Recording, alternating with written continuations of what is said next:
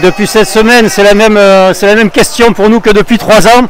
Comment foutre dehors Macron et ses lois? Comment foutre dehors ce monde qui nous pourrit la vie, qui rend la société malade?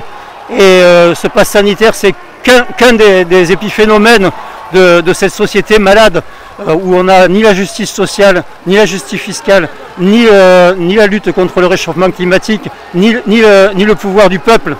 Donc c'est une des parties de nos revendications qui est là. Et donc évidemment on y est.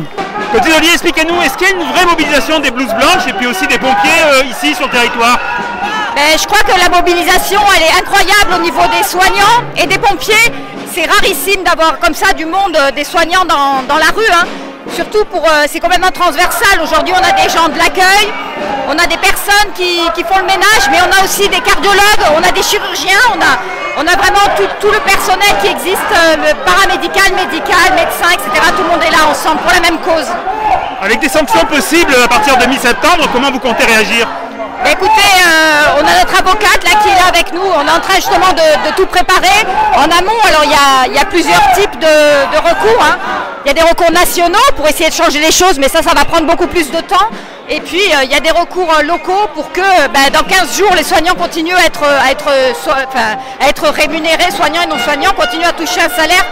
Parce que c'est pas possible après la période qu'on a passée, qui était extrêmement difficile, se retrouver maintenant à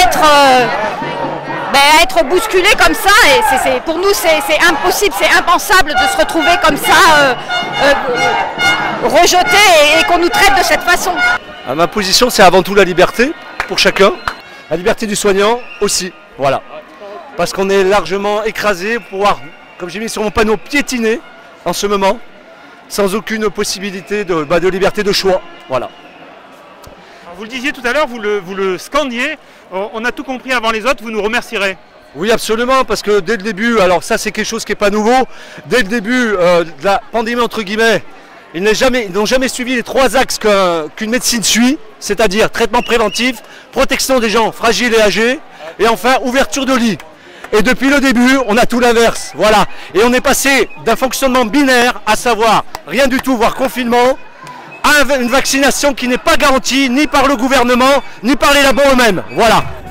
Donc je suis inquiet, je suis soignant, je me suis fortement renseigné, et je peux vous dire qu'il y a beaucoup d'inquiétudes, même dans ce vaccin. Et je ne suis pas anti-vax, hein. Attention, je ne suis pas anti-vax, voilà.